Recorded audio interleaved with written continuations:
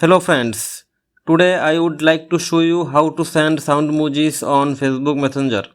Let's have a look and subscribe my channel for latest tech info. Hope your Messenger app is up to date with the latest version. If not, you can simply update your Messenger from the Play Store or App Store. Now open Facebook Messenger. Open a chat where you want to send a Soundmoji.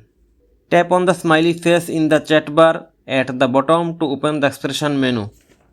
In the expression menu, click on the speaker icon.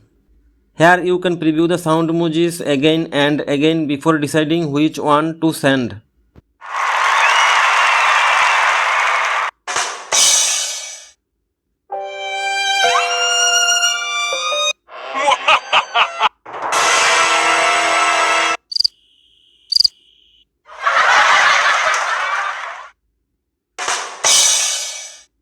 Tap on the send icon once you have made the decision.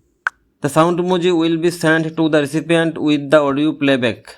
Soundmojis appear in the chat with the purplish curved lines around the emoji symbol. The recipient must tap the Soundmoji to hear the audio.